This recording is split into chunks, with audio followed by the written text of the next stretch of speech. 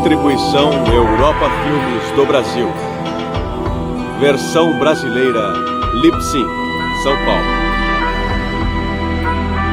História das religiões. Em nome de Deus, o Beneficente, o Misericordioso.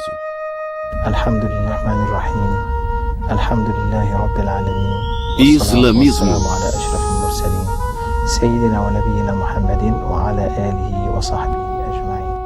Eu testemunho que o Senhor é nosso Criador e que o profeta Maomé, que a paz esteja com ele, é o seu enviado, que veio trazer uma mensagem e a entregou de um modo perfeito, no modo do amor e da pureza.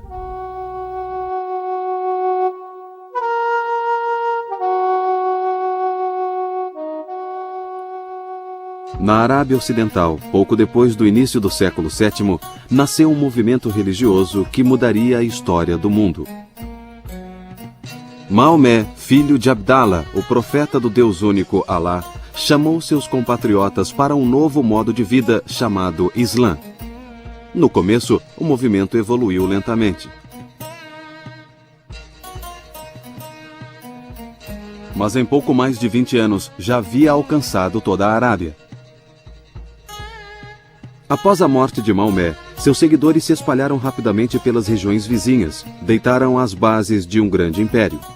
Entre os séculos IX e XII, o império foi um dos mais brilhantes que o mundo já viu. Islã é uma palavra árabe originada de um radical que significa paz, solidez ou segurança. Embora a palavra Islã às vezes seja usada em outros sentidos, ela basicamente é uma expressão religiosa que se refere ao estado da alma. Significa uma atitude interna de obediência inequívoca a Deus. A palavra Islã poderia ser traduzida como rendição, submissão ou resignação. Assim, Islã é submissão ou resignação à vontade de Deus, conforme essa vontade foi comunicada ao profeta Maomé em uma série de revelações divinas. Os que seguem o Islã são chamados de muçulmanos, que literalmente significa os que se submetem. Assim, dizer eu sou muçulmano em plena consciência não é só um ato de identificação com um grupo religioso, mas é dizer eu me comprometi sem reservas a obedecer à vontade de Deus. Isso supõe a determinação renovada, sempre nova, de colocar toda a atividade da vida nas mãos de Deus. Sem dúvida alguma, esta é uma declaração profundamente religiosa. Números exatos são difíceis de obter, mas hoje os muçulmanos constituem cerca de 1/5 da população da Terra. O Islã só é menor em tamanho ao cristianismo, um feito notável para a mais jovem das maiores crenças do mundo. Os muçulmanos estão concentrados num cinturão de países dos dois lados do Equador, do Marrocos, no norte da África, às Filipinas, no sudeste da Ásia. O maior número de muçulmanos está no subcontinente indiano, isto é, Índia, Paquistão e Bangladesh. No entanto, a nação com o maior número de muçulmanos é a República da Indonésia, onde mais de 100 milhões de pessoas, mais de 90% da população, professam a fé islâmica. É comum referir-se ao Oriente Médio, sobretudo aos Estados Árabes e ao Irã, como o coração do Islã. A história da comunidade islâmica começou ali e atualmente a maioria da sua população é muçulmana. Mas no século XX, a vasta maioria dos muçulmanos vivia no sul e sudeste asiático, dentro ou ao leste do Paquistão. Recentemente, o Islã também se tornou uma presença marcante na Europa Ocidental e nos Estados Unidos. O Islã está muito vivo atualmente. É uma poderosa força no mundo.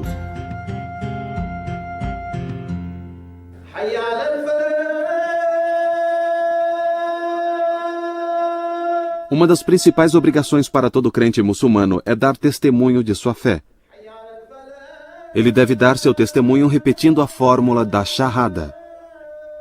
Em nome de Alá, o Beneficente, o Misericordioso, dou testemunho de que não há outra divindade além de Alá e que Maomé é o seu mensageiro.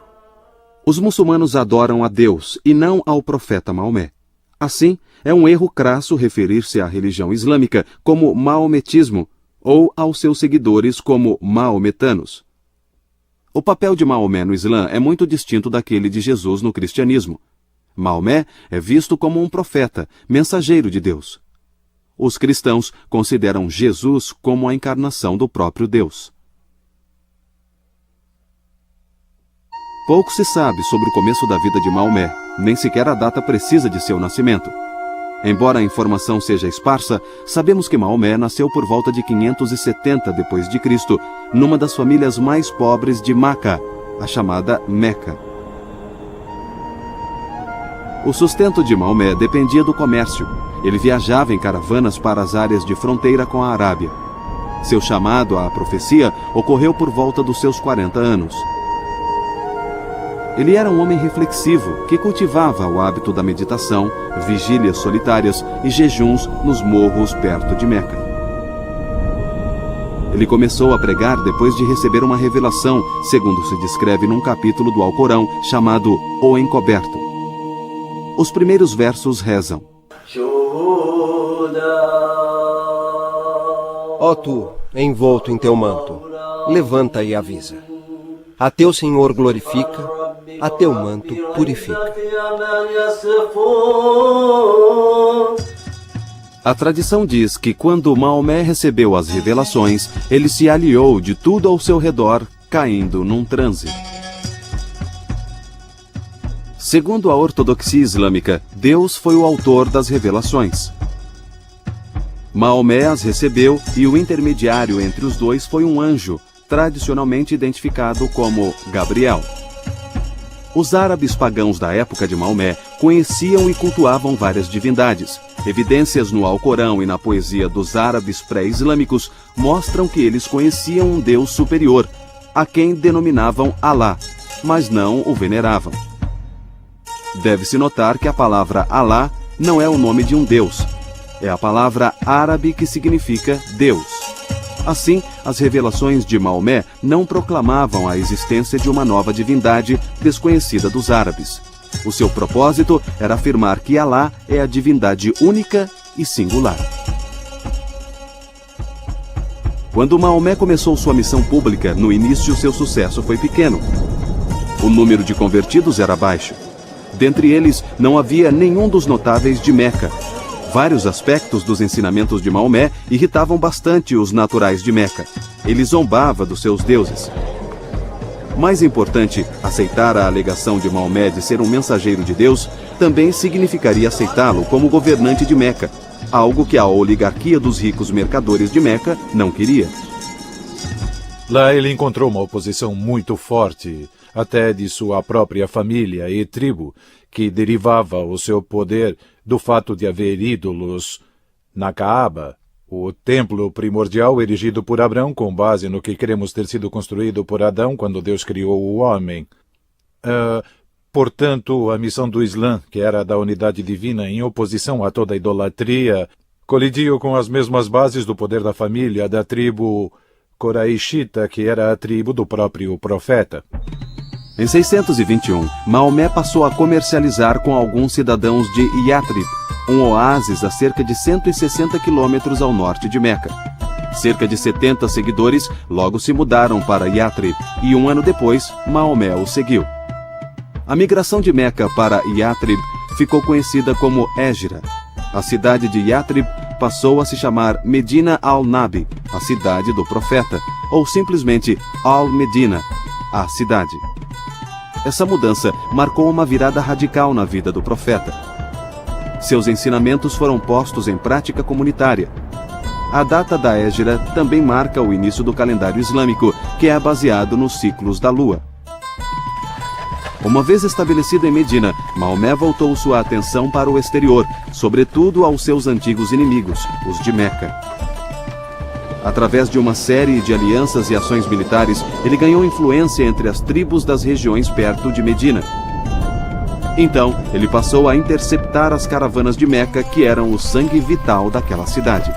Num pequeno local que fica a sudoeste da atual cidade de Medina, chamado Badar, uma pequena vila, os mecanos trouxeram uma grande força militar com a caravana e seguiu-se uma batalha entre um exército bem menor de muçulmanos, de cerca de 300 homens, e um exército bem maior de Meca.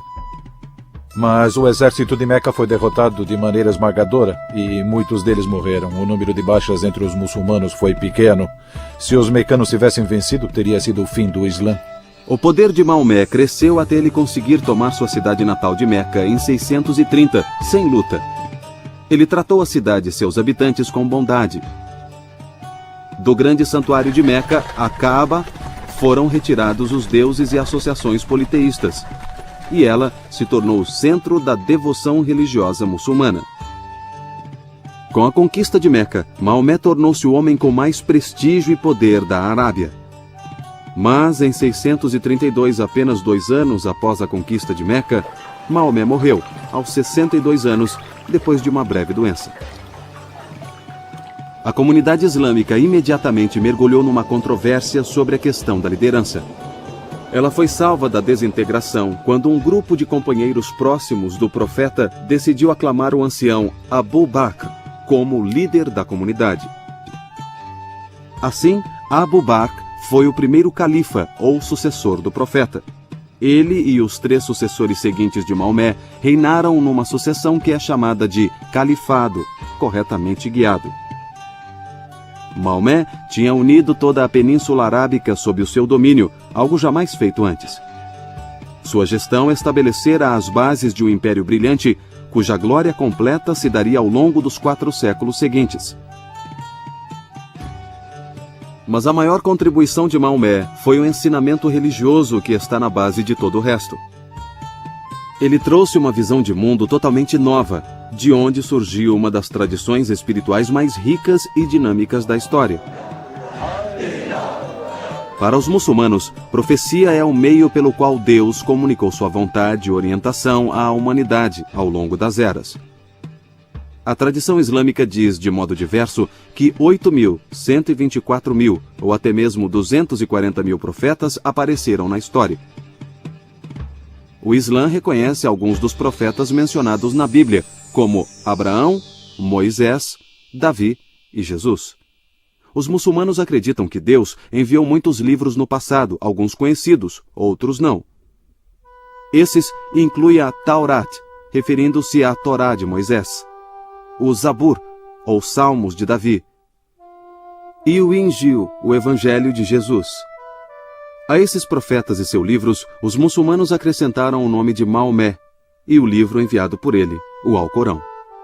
Na essência do coração do profeta, ele era tão puro que aquela energia se esparramava em Meca, que é um deserto, e atingia o mundo todo, do extremo oriente ao extremo ocidente. Então, aquele amor que jorrava do coração do profeta é como a abelha rainha, que doa o mel e a energia das abelhas para produzir o mel. A semelhança com Jesus é que o amor em seu coração, pela humanidade, atinge todo o mundo.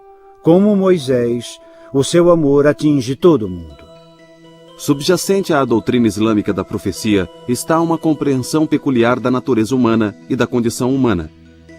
Para os muçulmanos, o problema fundamental de todas as pessoas é a limitação como criaturas.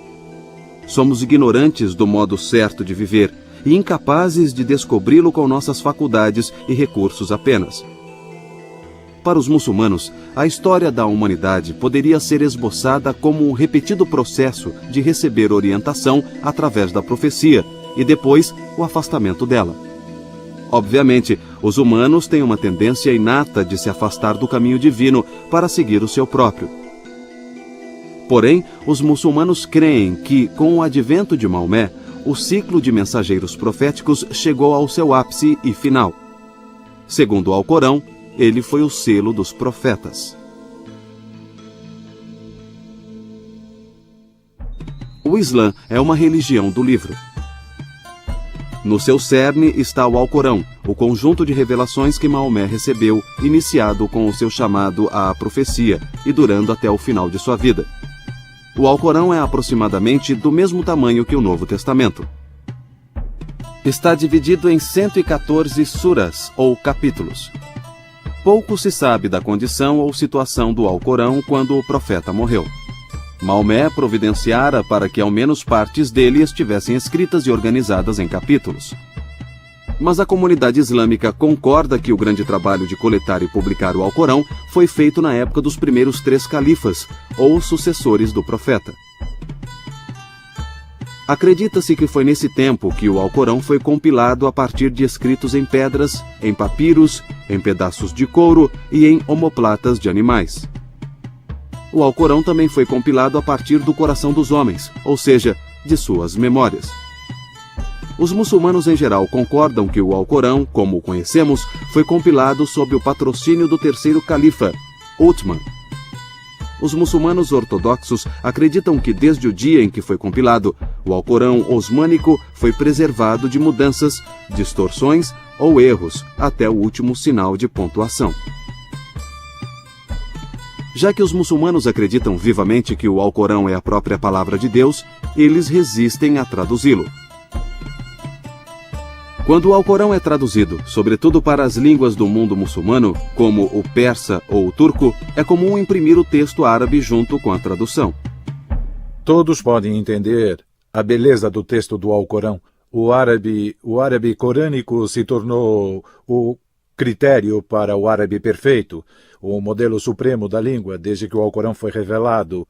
Assim, em vastas regiões do mundo islâmico, para 1.200.000.000 de muçulmanos, não há ninguém que não aprecie a beleza da língua árabe e do Alcorão, mesmo que não entendam as palavras.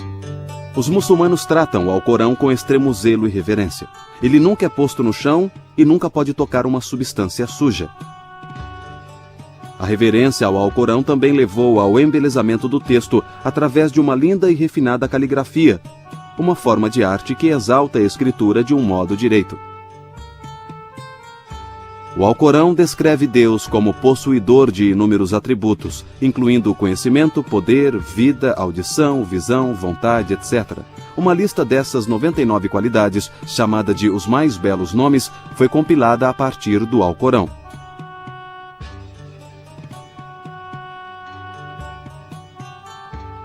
Eles tiveram um papel importante no pensamento místico islâmico e também na teologia islâmica. Os muçulmanos afirmam que o Alcorão terreno veio de um livro celeste que sempre esteve com Deus e que contém a fala de Deus. Este livro celeste é mencionado em trechos do próprio Alcorão, onde é chamado de Mãe do Livro, uma tábua bem guardada ou uma tábua oculta que só os puros podem tocar. Todas as revelações enviadas aos profetas anteriores, como as que foram enviadas a Maomé, teriam origem nesse livro celeste. Como o Alcorão é considerado a fala de Deus, todo aspecto dele é sagrado. Isso inclui não só o que ele diz, mas até mesmo o som das palavras. A palavra Alcorão significa algo para ser lido ou recitado. Ninguém deveria tocar o Alcorão ou recitar seus versos, exceto num estado de pureza ritual e com sérias intenções. Pegar, ler ou recitar o Alcorão, ou ouvi-lo ser recitado, é postar-se na presença do divino. Também se dá grande atenção e importância à recitação do Alcorão da forma correta. Nas revelações, o profeta foi comandado a recitá-lo de uma forma extremamente bela e convincente.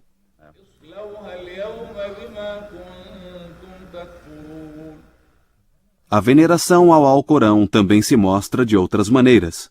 Em todo o mundo islâmico, os muçulmanos tentam decorar todo o Alcorão, mesmo sendo um livro com 6.200 versos e cerca de 120.000 palavras. Saber o Alcorão de cor é um ato de devoção de grande mérito. Com efeito, é absorver o Alcorão em si mesmo, fazendo da palavra divina uma parte de si mesmo. Por essas razões, há escolas corânicas em todo o mundo islâmico para ensinar o texto do Alcorão às crianças. O Alcorão é a autoridade fundamental para os muçulmanos em todas as questões da religião e da lei. Ele aborda todos os aspectos da vida islâmica. os muçulmanos procuram combinar seus ideais religiosos com a gestão política. Em certos países islâmicos, o próprio Alcorão é considerado a constituição do Estado. Os muçulmanos estão interessados em saber exatamente como deveriam se comportar nas várias circunstâncias da vida. A lei islâmica é nada menos que o esforço de estabelecer a vontade de Alá para a conduta humana. O padrão divinamente ordenado para uma vida humana correta foi chamado de Sharia, palavra que significa um caminho bastante trilhado, uma via larga, ou o caminho para a água. Devido à ampla visão da Shariat, muitas vezes se diz que o Islã é um sistema de vida completo. Regula a conduta ritual. Fornece regras de higiene pessoal. Estipula a vestimenta correta. As explicações que são dadas a todas nós de por que alguém deveria usar o véu, a explicação é que você deveria usá-lo para que saibam que você é muçulmana e não ser molestada. E você deveria usá-lo ao sair. Mas a nossa organização não enfatiza o uso do véu e nós nem discutimos isso em nossas conferências e reuniões porque consideramos que é uma escolha pessoal entre a mulher e Deus e a opção de se cobrir é só dela. Ninguém deveria forçá-la a se cobrir ou a não se cobrir. Devido ao seu amplo escopo, a Shariat seria mais adequadamente chamada de código moral do que de lei, e ela governa até o que poderia ser considerado como boas maneiras ou etiqueta. Você tem que tolerar as pessoas, ser paciente com elas, ser uma pessoa amável, amar todo mundo, sem discriminação, sem racismo, sem maus modos, sem mau caratismo. E o que você aplicar e ensinar aos outros, você deve aplicar antes a si mesmo. A lei islâmica classifica os atos humanos em 5 categorias. Numa posição central, há inúmeras atividades que são moralmente neutras. Os atos nessa categoria não são nem obrigatórios nem proibidos. São simplesmente admissíveis. Outros atos são recomendados, mas não são obrigatórios. Uma terceira categoria descreve atos obrigatórios como a prece ritual ou o pagamento de esmolas. Do lado negativo, há uma categoria de atos que são reprovados, porém lícitos. Segundo uma tradição do profeta, o mais repulsivo desses atos reprovados é o divórcio. Embora, ironicamente, o divórcio seja relativamente fácil de obter na lei islâmica. Uma quinta categoria de atos é totalmente proibida, como beber vinho ou comer carne suína. Diferentemente da tradição jurídica ocidental, a lei islâmica se baseia na escritura. Nos países ocidentais modernos, a lei é primordialmente responsabilidade do Estado e há limites territoriais à sua jurisdição. Em contraste, a Shariat constrange o indivíduo muçulmano sem envolver o Estado em muitas áreas e não tem limites territoriais. Não existe nenhum grupo ou estrutura eclesiástica muçulmana com autoridade para definir dogmas. Para os muçulmanos, o consenso da comunidade é uma das fontes da lei. Os muçulmanos estão sob a vontade divina onde quer que estejam, mas os deveres são diferentes sob governos muçulmanos e governos não muçulmanos.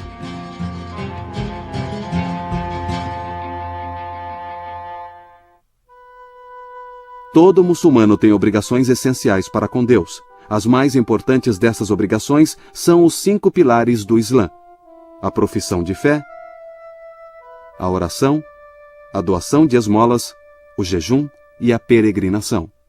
Todo muçulmano deve professar a sua fé recitando a Shahada, uma fórmula breve, porém precisa, de prestar testemunho. Wahdahu la sharika lahu wa ashhadu anna Muhammadan abduhu wa rasuluh. Eu testemunho que o Senhor é o nosso Criador e que o profeta Maomé, que a paz esteja com ele, é o seu enviado, que veio trazer uma mensagem e a entregou de um modo perfeito, no modo do amor e da pureza. Todo recém-convertido ao Islã deve professar sua fé na presença de testemunhas, e a profissão ou confissão pública é repetida várias vezes ao dia nas orações rituais. A oração é o segundo pilar. A prece islâmica é feita 5 vezes por dia. Antes da aurora, ao meio-dia, à tarde, no crepúsculo e ao cair da noite. A prece pode ser feita em qualquer local limpo privadamente ou em companhia de outros. Os horários das preces são marcados pelo chamado do muezim, do minarete de uma mesquita. Esses cantos assombrosamente belos são familiares a todo visitante às terras orientais. Antes de começar a rezar, o devoto deve estar num estado de pureza ritual.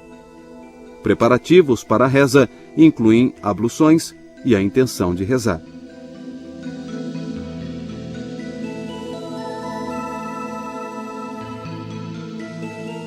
Em toda mesquita, há água corrente e um local à parte para as abluções. A prece da congregação ocorre toda sexta-feira ao meio-dia e também nos dias de festa na mesquita. A oração sempre é feita em direção à Meca e ao seu grande santuário, a Kaaba.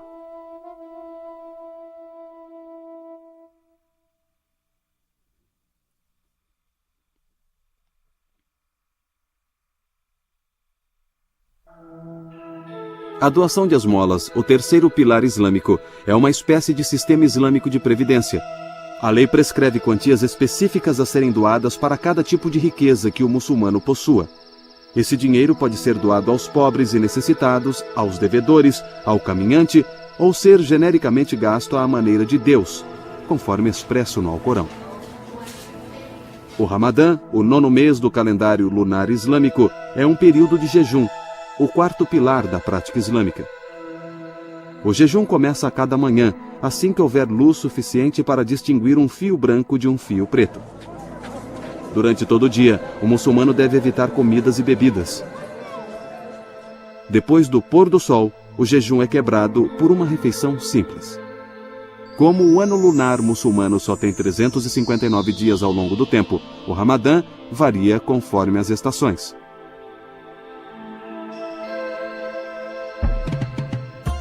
O período de jejum termina com um dos maiores festivais religiosos do ano islâmico, o Eid al-Fitr, que celebra o final do jejum. Durante o festival, é costume usar roupas novas, visitar os amigos e dar presentes.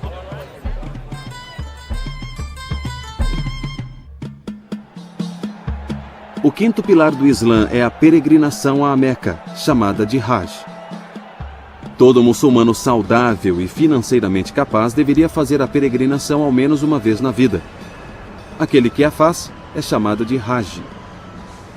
Ao entrar nos recintos sagrados de Meca, o peregrino deve passar por uma purificação ritual, e isso inclui o uso de um traje especial.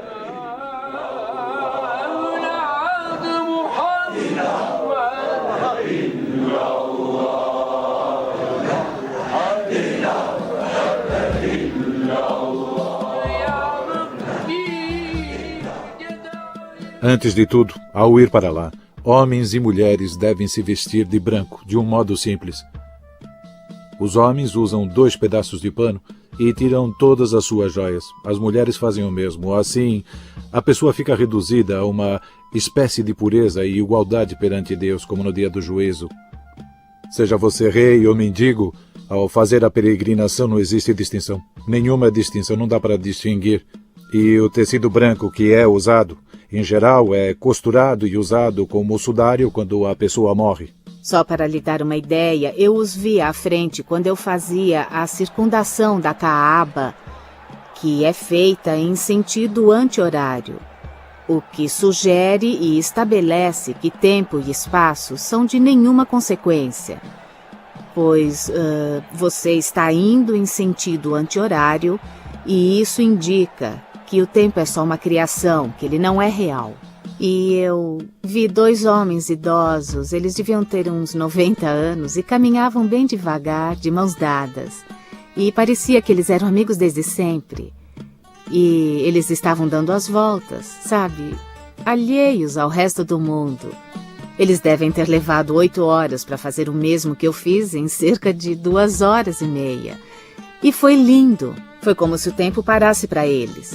Estavam sem pressa, fazendo a caminhada, E só o que importava a eles era que estavam fazendo algo religioso, cumprindo aquilo antes de morrer. E eles estavam juntos. Isso acontece em um dos meses lunares do calendário lunar de 12 meses do Islã, que é chamado de mês da peregrinação, e há rituais muito elaborados associados a ele.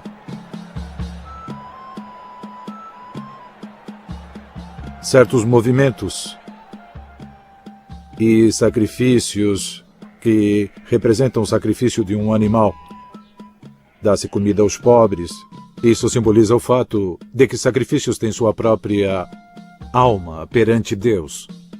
Em toda parte, os muçulmanos fazem um sacrifício nessa época, chamado de Festival do Sacrifício, e esta é uma das celebrações religiosas mais significativas que pontuam o ano islâmico.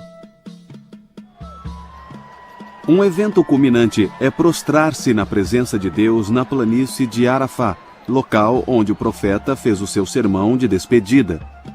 Depois de completar os rituais em Meca, a maioria dos peregrinos coroa sua jornada à Arábia com uma visita à tumba do amado profeta em Medina.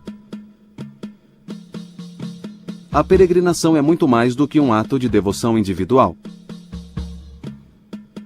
No passado, reuniam-se pessoas de todas as partes do mundo em um só lugar, e hoje esse número cresceu para 1.200.000 que estiveram presentes da última vez. Assim, há pessoas de todo canto, de Toledo, Ohio, a Timbuktu, no Mali, a Aceh, na Indonésia. Há gente loira, de pele escura, de aspecto malaio, chinês, caucasiano. As pessoas vêm do mundo todo. É realmente uma instituição única e assistir a ela é uma experiência marcante. Entre os séculos VIII e XII d.C., uma tendência para o misticismo surgiu entre os muçulmanos. De um início modesto, esse movimento místico rapidamente cresceu ao horizonte religioso.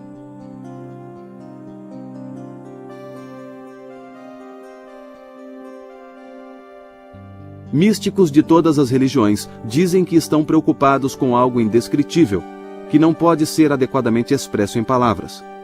Esse sentimento só pode ser experimentado. O misticismo islâmico, em geral, se chama sufismo.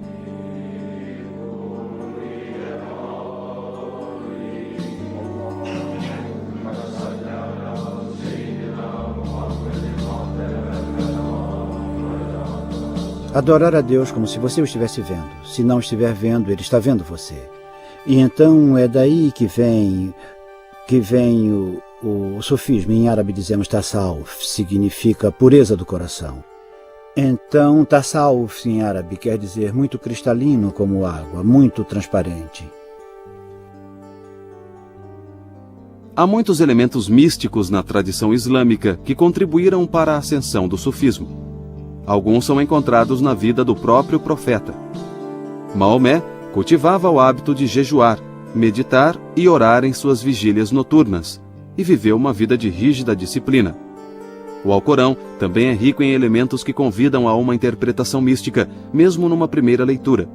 Um verso enfatiza a penetrante presença divina, um princípio básico do misticismo. Lembre-se de Deus sempre.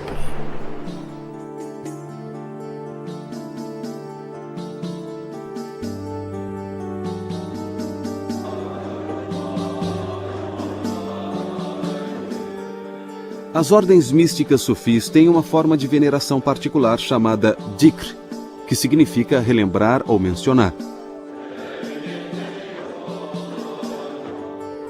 Nessa cerimônia, os sufis repetem o nome divino ou outras fórmulas. O ritmo da recitação muitas vezes se acelera. São usados métodos de controle respiratório como em algumas outras religiões.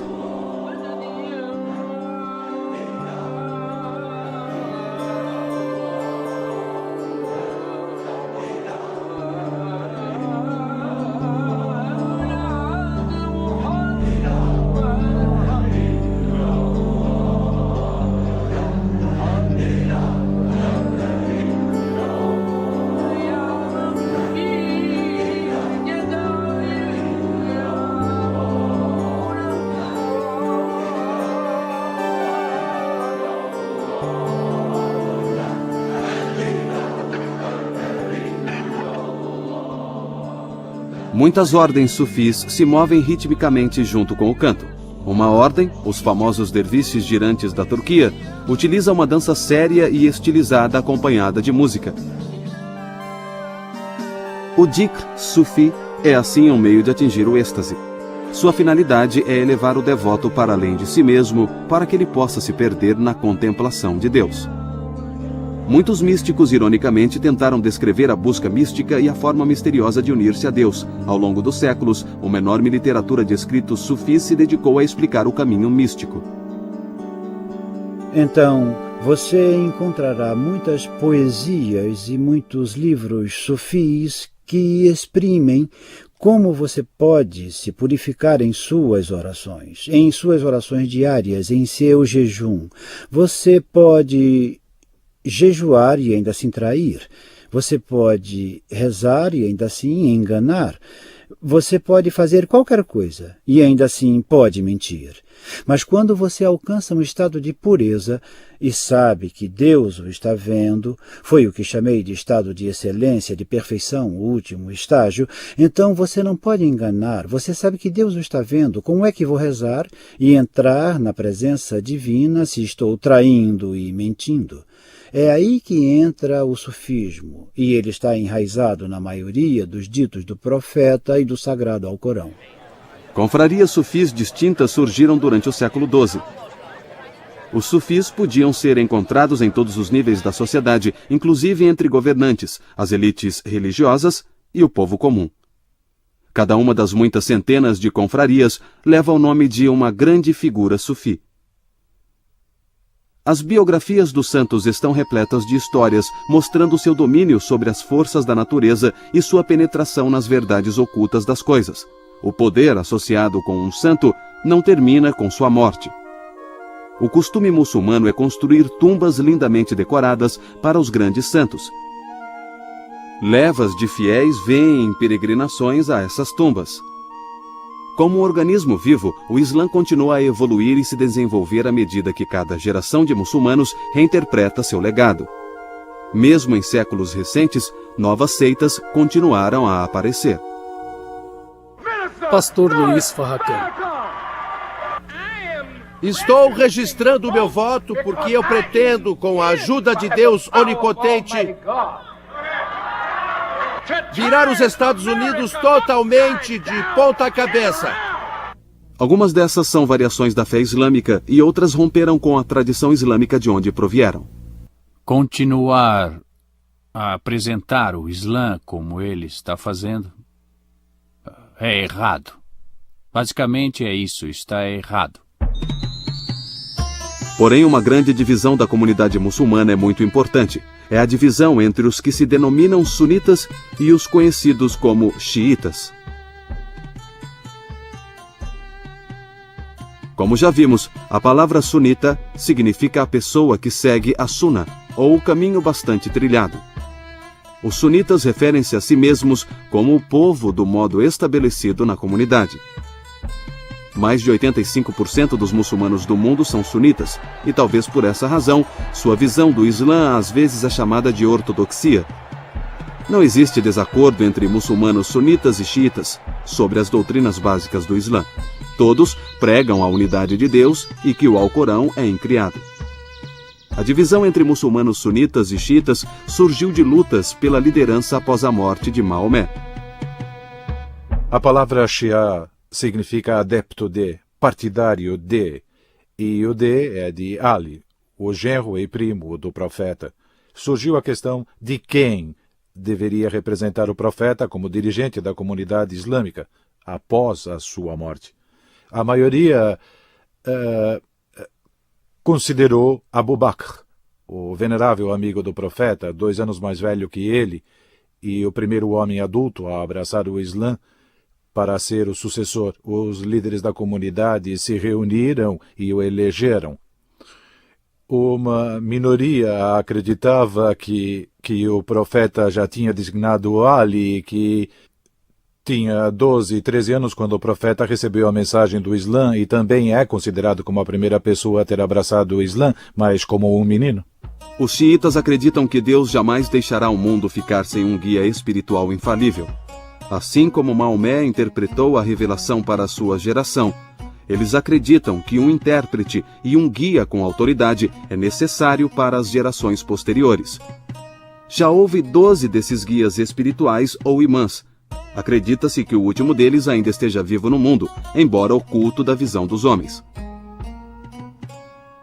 O Islã ensina que os fiéis deveriam alcançar a recompensa por sua submissão a Deus, tanto neste mundo quanto no além. Mas os muçulmanos acharam difícil reconciliar este ensinamento com o que aconteceu.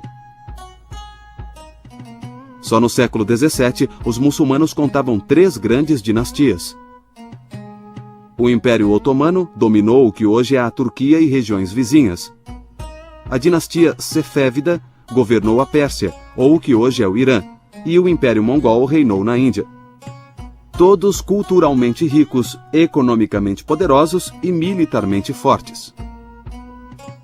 No final do século XIX, porém, o Império Mongol desaparecera. Foi absorvido nos domínios britânicos da Rainha Vitória. O Irã, local da antiga dinastia Sefévida, fora reduzido à impotência, com interesses rivais russos e britânicos competindo para controlá-lo. O Império Otomano ficou conhecido como o Homem Doente da Europa. A Primeira Guerra Mundial o liquidou. No século XIX, boa parte do mundo islâmico, do Marrocos à Indonésia, estava reduzida ao estado de colônias controladas por impérios ocidentais. Tudo isso levou os muçulmanos a reexaminarem suas convicções religiosas fundamentais em sua luta para reformar e revitalizar politicamente a comunidade muçulmana. Vários fatores em anos recentes se combinaram para reassegurar aos muçulmanos que seu feito continuava no caminho certo. Um foi o colapso do colonialismo, que permitiu aos povos muçulmanos romper com a opressão política europeia. Sobretudo depois da Segunda Guerra, um país muçulmano após outro declarou sua independência e afirmou sua soberania nacional. Os Estados muçulmanos formam hoje um bloco poderoso na ONU e têm grande influência nos assuntos internacionais. Outro fator é a aquisição de grande riqueza pelos países muçulmanos com grandes reservas de petróleo. Eles emergiram como importantes atores no palco mundial.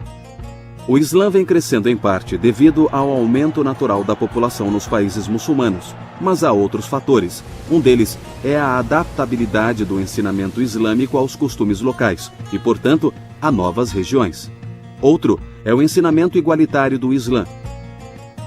Todos recebem uma acolhida calorosa na comunidade muçulmana, qualquer que seja sua raça, posição social ou origem. A partir disso, surgiu uma consciência renovada do Islã. Houve uma afirmação forte de seu significado, não apenas para as populações muçulmanas, mas para todo o mundo, em toda parte.